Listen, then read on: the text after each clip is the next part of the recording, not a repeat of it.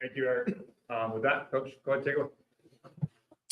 Eric, thank you for that and appreciate your guys' time. And it's an exciting day for Boise State, exciting day for Boise State football, exciting day for Bronco Nation. And thank you, Jesus, for this opportunity, man. I'm so proud of our guys. There's all the glory. I mean, this group, I'll never forget in January, man, when, players said, I ain't going nowhere. I'm staying right here in Boise, and we want to go do something that's never been done. And seeing them work from that moment to now and seeing a lot of that come to fruition where each game was the biggest game. Each game was the game that we had to find a way to win and battle through. And our guys did it week in and week out, and getting to this point, winning the championship game on the blue, goalpost in the river, and being in here in the team room and seeing our guys come up as the 3 seed. Our guys deserve it. They've earned it. And even in this, there's going to be people that count us out. And even our guys talking about hearing people, that's an easy road for somebody to go through. They got Boise in the quarterfinals. Like, man, that's awesome. That's what this place is built on. The blue collar, chip on your shoulder, count it out. So proud of our guys, our university, this moment. They deserve it. We got a lot of work to do. Excited to get to it. How surreal was it? Just to be here with the team and see the graphic come up as the number 3 seed. It was a moment I'll never forget, BJ. And even seeing, watching ESPN and seeing our team room come up on ESPN, seeing our players on live television on ESPN, those are just surreal moments. All the work you put in the dark and all of a sudden it's come to the light and seeing us pop up as the 3 seed. It was a surreal moment, a moment I'll never forget, and a moment I was so happy for our players to be in this situation. The NCAA basketball version of Selection Sunday? Not really. I've probably seen a little bit, but not much. It had to feel like this where it feels like it is like a big day now. Like, what was it like walking into the facility today and kind of feeling the energy and just having the guys here on a Sunday when maybe you guys don't normally kind of gather like this on a Sunday? Yeah, it was definitely an experience I've never been a part of, Jay. Not even just the outcome, but even leading up to it. Even yesterday, telling our guys, hey, 10 a.m., we're going to watch this together, going to do it together. Nobody knows exactly what's going to happen. We've got our opinions and the buzz around the building prior to 10 a.m. when the show started, all the media, all the people, the staff all in. And seeing that pop up as the 3 seed, especially going back to the Fiesta Bowl, where, those moments is what really put Boise State football on the map decades ago. And, had so much success down there and counted out in all those games. And it's just a surreal moment seeing our guys go through with them, seeing the joy on their face, the hard work they put in. It's moments like that you'll never forget. Never had this kind of moment before, but at the same time, at least I did. I got the feeling that it was business-like because you guys expected to be here today. Did you feel that too? Yeah, Mike, I do. And because of what these guys have done, nothing we've gone through from week 1 to now has been trying to find the easy way and trying to, look in the future. And I was joking with my wife yesterday. Yesterday was really the first time I really got into it. All right, where's the playoff going to probably go? Because every time it was all about your next game. And no different last week. We had to win the Mountain West Championship. Yes, it's one of our goals, but to even have a conversation about the playoff, you got to win that game. And the game before that, and the game before that. So I was joking with her, this is the first time I'm really looking into to see, okay, what's some things that are shaking down in the championship weekend? How could that maybe affect us? Because I wanted to be ready for kind of maybe what was coming. But it was awesome coming to the facility knowing we are in the playoff. And that's what I told our staff. I said, whatever comes from today, I don't want anybody leaving here any sort of way outside of you earned that. You earned that. Congratulations. Because if you would have told us this in January when we're working on the blue in the dark in the snow, I would have believed it. I don't know if everybody around would have, but seeing it come to fruition now, because our guys have put the work in and earned it, Mike, I think there was that feeling of let's go. And even hearing our guys, I was walking through the halls earlier, coaches, as SMU and Penn State, have those games been broken down yet? I'm like, guys, we found out about that an hour ago. Let's give our GAs and QCs some time to get to work here. But that's who these guys are.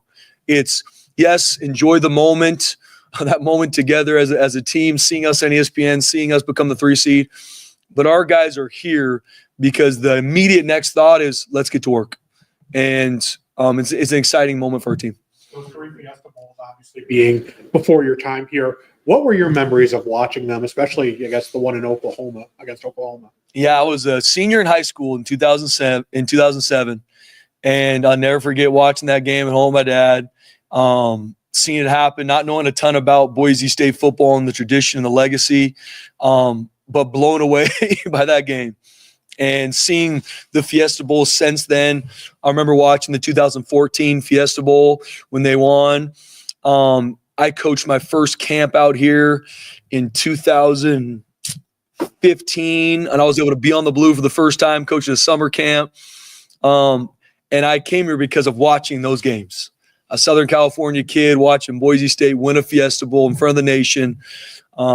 It's special. It was special watching those moments. It was special when I got here and being able to be in that game now, and in a playoff setting. That's why I told our team, like, guys, what is different from years of the past? That was the last game, and go shoot your shot. It's like, we want to make sure this isn't our last game. It's going to be an amazing experience, no different than whoever we play, SMU or Penn State. Our goal is to make sure it's not the last game, and that adds a very exciting part to it. You mentioned about this being kind of like the basketball tournament, covered basketball tournaments. When teams pop up, a lot of times you don't know anything about them because you're busy in your season.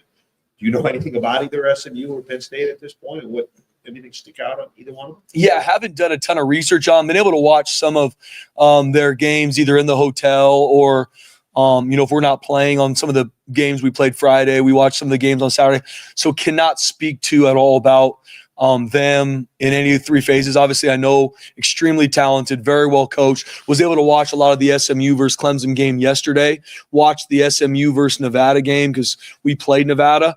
Haven't been able to watch a lot of Penn State. Obviously, think the world of James Franklin and what he's built there. But we're going to get into really game planning both teams and being ready for however that game shakes down. I know that you guys said like you wanted to do something that this program's never done before, and that's go to the college football play. The way Ben Dooley kind of talked about it today is he feels like they stand on the shoulders of giants when you look around and all the success this place has had. The different thing about this year is all those, the 14-0 team, who missed one field goal or whatever, they never got a shot to win a national championship. So how much do you feel like maybe this is Boise State's chance, a little unfinished business, and to honor those guys by actually getting a shot to win a national championship? Yeah, Jay, I mean, that's the beautiful part about the college football playoff is all 12 of these teams are feeling the exact same way. All 12 of us have the same opportunity to go win a national championship, and that is the first time in history. And for our guys, this building, this place built on, and I cannot agree more with Ben Dooley, built on the decades of hard work, grind, blue collar that has gotten us to this point. And me as the head coach, our staff, these players, we walk by those pictures every single day. We walk by those trophies every single day you walk in here. And being able to work our tail off to earn the right to add to that legacy, to push even past where it is something we're very excited about.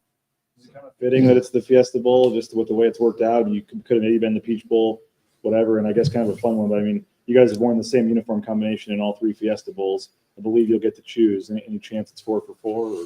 Yeah, it is awesome being the Fiesta Bowl, especially, that's been the bowl, years ago that we've been able to have a lot of success in and play some of our best games. And I was honestly asked earlier, what are my thoughts? I'm like, I don't think I'm allowed to go against that uniform combination. I might get routed out of Boise, Idaho if we go against it. We'll work through those things, BJ, but so excited. I mean, once again, so proud of these young men that were asked about all the things in January, February, media days, about the playoff, about all these things. And they didn't let it distract them from what actually mattered, which was taking it one day at a time, 1 week at a time, and being able to enjoy this moment with them. And now we did win the championship. We are going to the Fiesta Bowl. It's just such a special moment for them. And I want it to be a moment that they use for years to come of like, you get everything in life because your work, everything in life is earned. There's no shortcut to success. So if you're watching that SMU Clemson game last night, just what was going through your minds is that a 56-yard field goal went between the uprights there for Clemson, because that was a pretty good result for you guys. Yeah, it was, Dabo Sweeney's a guy that I respect a ton. people might have their own opinions on whoever, but I have a ton of respect for him, what he's built there. And so I was fired up for him and his team. Rhett Lashley's done a phenomenal job at SMU, what he's built there. So it was an awesome game to watch. So I was excited for Coach Sweeney and his team to win on that crazy end. Knowing that how it went down would affect some of the seedings today. But I was watching it more as a fan and more just being able to enjoy a couple hours at home on the couch watching some college football. Plan, I guess, moving forward here in terms of practice and things, and when you guys kind of, I'm sure you give them some time off, but is it still like a 15 practice rule for this, or how does that all work? Yeah, so next week, BJ, we're going to practice twice, and it'll be light. It'll be more bye-week type practices. Got to get some guys healthy. I mean, you play 13 games, some guys banged up, beat up that we got to get healthy, get them right. So we'll have 2 practices that'll be focused on fundamentals, techniques. We'll get some of our younger guys a lot of reps too to continue to grow our team now and for the future. And then we'll practice. I think I got 3 practices the next week. And then we'll have – then the games will be played. The Penn State SMU game will play. We'll know who we're playing. We'll get a couple bonus practices. Going to give our guys Christmas Eve and Christmas off. And then we'll have our Monday practice on the night of the 26th, which is the essentially game week. Here. What do you think when teams look at you? Because I asked you about what you looked at some other teams. What do you think they see? Like what do you think would jump out that Penn State and SMU have never seen Boise State? Besides, obviously Ashton Jeanty, but what do you think they think of the teams all? Yeah, first off, I would love them to see a team that loves each other, and that shows up in their effort. I'm not saying that's going to be every snap that they turn on. We're a work in progress and want to grow, but I'm very proud of our team and how hard they play because they care about each other. And then I go back to the 3 things we talk a lot about as a team, man: playing fast, playing smart, playing together. Like that's something I hope teams see when they watch us. Not perfect, just like nobody in the country is, but I hope that they see a team that does play fast, they play smart, and they play together. And then they're going to have their own opinion of us in all 3 phases: special teams, O and D. And they're going to have their plan of attack for us. No different. We're going to have our plan of attack for them. What's it going to be like? Obviously you're going to be preparing for a game, but the first 13 days, you don't know exactly who your opponent's going to be. What's the weirdness of that going to be like? Yeah, it's uncharted waters for college football, and so, made some calls to people, head coaches. Okay, what's your opinion here? How would you kind of approach this? And so we're going to break down both teams, and we're going to have preliminary game plans for both Penn State and SMU. Not going to fully go into that from a practice standpoint because I do believe that this is a time to get healthy, and we got to grow our fundamentals and techniques, tackling on defense, blocking on offense, catch, whatever those fundamentals are, because we're going to use the next couple of days to really self-scout us. We've played 13 games. To your question, Bob, like what we've put on film is what SMU or Penn State are going to see. And how can we fix the issues that have showed up? How can we highlight the things we're doing well and doing better? That's going to be really our focus through the next 13 days, while on our own time, coaches and staff breaking down SMU and Penn State and seeing who are they in all 3 phases. What are some things we got to get some extra looks at because this is a little different than we're used to. And so that when we go into the actual game week, we'll have a little bit of time. Are you guys planning to watch the SMU Penn State game as a team or do anything like that? Or haven't gotten to that yet. Thought about it. I'm not sure yet. Haven't built that intricate part of the schedule out yet. Have all the practices and lifts and time. Don't know. I'm sure we'll have it on the team room. But I also want to give our guys and team and family space on their own when I can in this time too. So I haven't fully blotted that out yet. Spencer, when it comes to resources, recruiting, roster retention, how does Boise State football take advantage of this next month? Yeah, it's huge, Mike.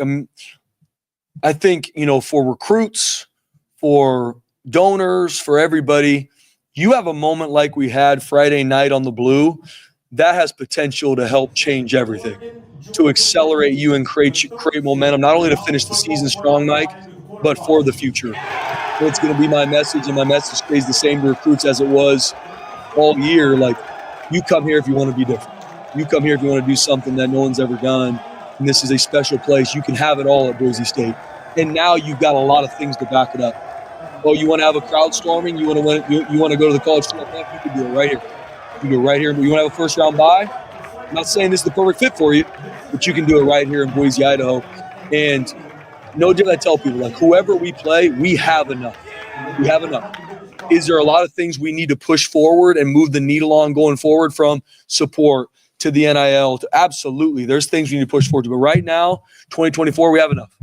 And using this momentum to push forward to grow the things we need to grow to in the offseason is a huge part of it, Mike. As you know, tonight at midnight, the transfer portal opens, and I'm assuming those conversations have already happened. Nothing's going to surprise you tomorrow. But do you think today's news changes the minds of any players who are having those kinds of conversations with themselves? Yeah, I think just like anything, and everybody's going through this. Our entire roster, there's a group of guys that want to play more and are going to maybe, have opportunities to go and want to see the field more. Then our top players are going to get recruited to leave here. But I think when you put yourself in a situation to make it to the playoff, to put our team in a situation to be on the biggest stage, I think that's a huge motivator for our guys to stay here, on top of all the other reasons they were here in the first place, which is to be a part of family, to grow and develop, to be the best version of themselves. So I think all those things help add to keeping the team intact. And I told our staff the same thing. Like, I want a group of guys that cannot wait to play this game on the 31st. And that's what this team is built like. When it comes to the depth chart and the core group of players, do you expect, based on the conversations you've had for the last week, that core, 100% of that core to be together for this football game in this moment? Yeah, I expect that, Mike. Obviously, it's going to be a lot of, I'm going to meet with the entire team over the next 10 days, from our top returning starters all the way to guys that haven't played a lot, because I want to make sure I believe in truth and clarity. And I want everybody to know exactly where they're at on the depth chart, where we see you growing to, and what their role looks on this team going forward. That's going to be some easy conversations. That's going to be some really hard conversations. And so that will be ever changing over the next 10 days. But I am very positive that will be the case. The Fiesta Bowl, you mentioned we've gone won three times. You're the third coach that's gone to the Fiesta Bowl in their first full year as a head coach. Coincidence? Is there something to it? That's a good question, Bob. I have no idea. Thank you, Jesus. Thank you to our players and our staff, and can't wait for it. The Raiders question last week, when I asked you, said that about 13 players or whatever had been contacted. Yeah. You said you plan to meet with those guys today. Were you able to carve out that time today? And I know you can only go so in depth, but how do you feel like those conversations went? Yeah, I met with some of them today. Going to finish up meeting with some of them later today. Going to meet with them tomorrow and throughout the rest of the week. We got a great group of kids. They want to be here. This is a great place for them to grow and thrive. And I really do believe there's no better place to grow and develop on and off the football field than right here in Boise, Idaho, because that's all I focus on. I tell them, you have 100% of the head coach at Boise State laser focused on you. And that's my heart. And they know that. And so I feel good about it. Yes, there's going to be outside influences pulling at them. But to your question too, Mike, not only that, we're going to continue to raise support to take care of them because they deserve it. And they got a chance to go play in the Fiesta Bowl and win a national championship. All those things add to you keeping your team focused on what matters. On top of that, you probably have another important trip coming up this week, I would assume. Can't wait for this weekend. I'll just leave it at that. I don't know how much I'm allowed to speak to it yet, but I'm excited for Saturday. Have you ever been to New York, Spencer? And I know that, again, we got to wait for the official word there, but what do you think that moment's like? Because there are only going to be a few players represented there, and you're likely going to have one. Yeah, I have been to New York one time when I was, Jay, maybe 13. Don't remember one bit of it. Outside of that, I was really busy, and I think I had fun with my family. But all signs point to that happening. I don't know how much I'm allowed to talk to it. Won't talk a ton. But Ashton Jeanty absolutely deserves to not only be in New York on Saturday, he absolutely deserves to win it. No questions asked. Some Zoom questions you guys in mind. David, you want to see if someone's hand raised before there's questions in chat? Yeah, if you have questions on the Zoom, feel free to unmute and ask. Yeah, how's it going, guys? Jordan Bennett with Burn City Sports. I had a two-part question. First being, you're obviously in the Fiesta Bowl in Phoenix, and the home of Arizona State also has a bye. So obviously, most of you play in these conferences, and really don't get the respect you deserve, and had a bigger fight than most to get the positions that you're in right now. So with that being said, what does that say just about you guys, both Arizona State and Boise State, and the conferences that you play?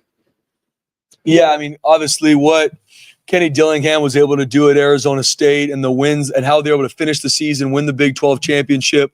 I mean, so excited for him, their staff, and everything they've gotten, they've earned. And so excited for them. The same way I'm excited for our team and how very similar. We've been able to go out and do everything we've needed to do to earn the right to be the 3 seed and be in the Fiesta Bowl. And I think just like anything, every year, this is the first time the 12-seeded playoff is in college football. And no different when the first 4-team playoff came out. There were people that were maybe frustrated about some guys left out. I'm assuming there's going to be people maybe frustrated about guys left out of the 12-team playoff and what it is. All I know is for our team, I think the world of our conference, the Mountain West, does a great job. We've been able to play a really good non-conference as well, very similar to Arizona State, and our guys handle business. And we have the one loss on a last-second field goal to Oregon, and we learned a lot from that game. And from that game, we were able to go win the rest of our games and earn the right to be the 3 seed. College football, man, it's hard to win. It's hard to win week in and week out, and you could ask any college football coach, they're going to say the same. And I'm proud of our guys handling business and doing what they needed to earn the first-round bye and pay in the Fiesta Bowl.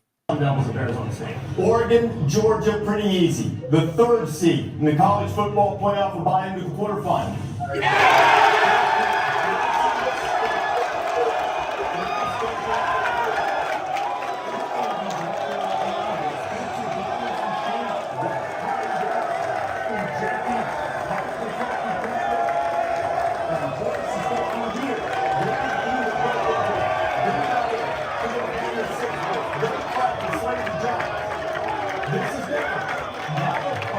Yeah, there's great players everywhere, and seeing, Ashton Jeanty, Cam Scatteraboo at Arizona State. I mean, obviously Ashton Jeanty, I've been privy to be around since we recruited him out of high school and came here, and seeing who he was as a true freshman, a true sophomore offensive player of the year, as a junior offensive player of the year, as the best football player in the country, and I believe we'll win the Heisman on Saturday. That's my opinion. I don't vote. No one's calling me to ask.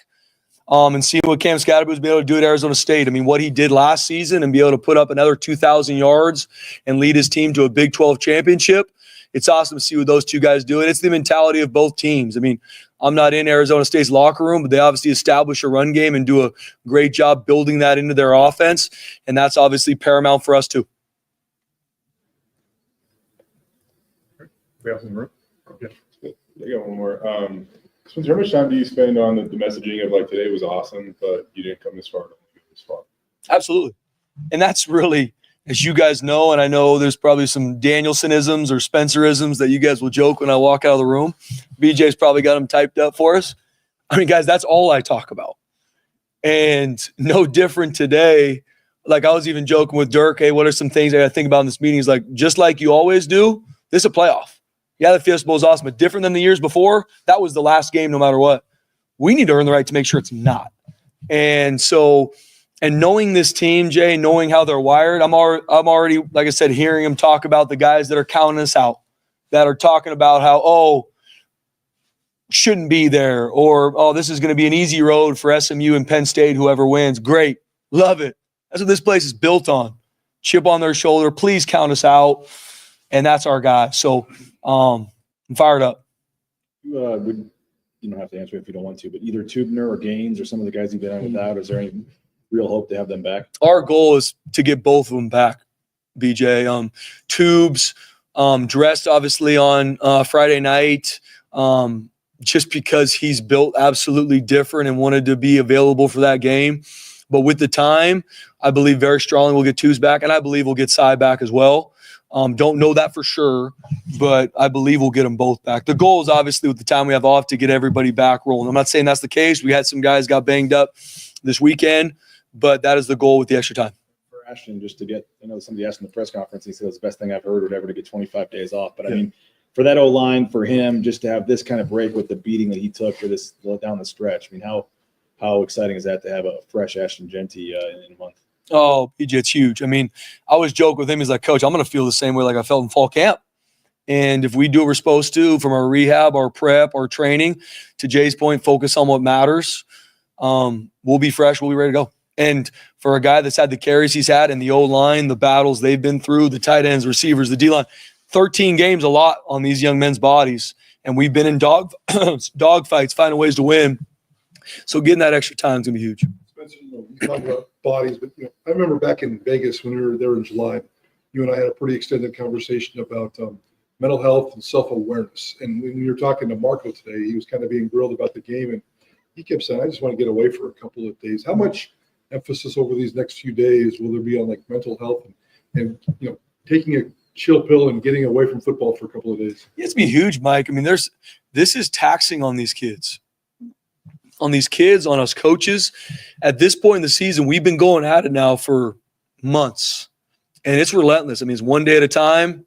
I mean, it's 4th and 1 mindset in everything you do. And so they need it. Coaches need it. And just like everything is in balance. And so I don't think you can completely go away from it for too long, but it's also a fine line to stay on it, because there is a burnout part of this too. And so that is my job as the head coach, to make sure how we schedule the next weeks, we get the work we need, we get the rehab we need, we get the list we need, we get the football we need. But I also want to make sure these guys get the mental space to recover that side of it too, because it's a lot on these kids. It's a lot on these coaches. And so that was a huge part of me going through the schedule, Mike, to make sure we got the work we needed, no more, no less, and made sure our guys had time for Christmas Eve, to be around their families. Same for me.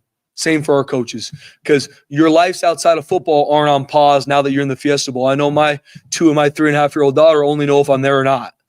And that's no different for our coaches, no different for our kids. So it's always that balance to make sure we're getting what we need. We are pushing the needle. We are growing. But golly, these kids and our coaches are going to need some space to catch their breath, to clear their mind. And I really do believe we'll be our best then too, to where we can focus and we're not going to be drained because of the 13-week grind we just went through.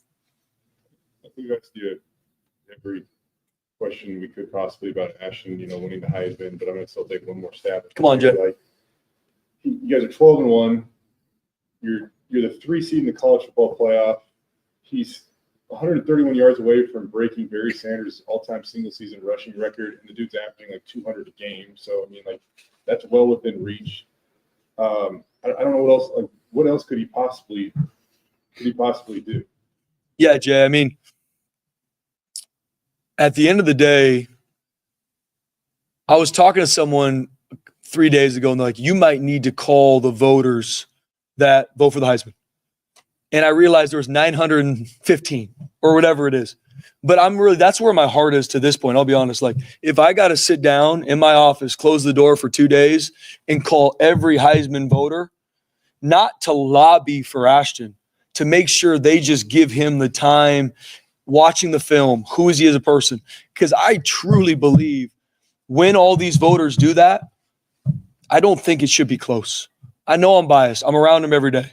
But for what he's done personally, what he's willed our team to do as our top leader, winning a championship, getting his team to a championship, winning it, being the 3 seed, the individual stats that he's racked up across the way, played every single game, played every single down.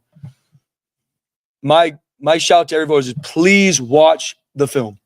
Watch the film, watch his body of work, find out more about who he is as a young man, because guys like Ashton Jeanty are phenomenal for college football, and he's going to be phenomenal for the NFL. And I've talked to a bunch of NFL scouts. He's going to drastically change every NFL team the second he walks in the door, not only from his play on the field, but for the culture he brings with him. Please, voters of the Heisman, just watch the film. Watch the film, watch his body of work, and I promise you he's the best football player in the country. Don't take my word for it. Watch the film.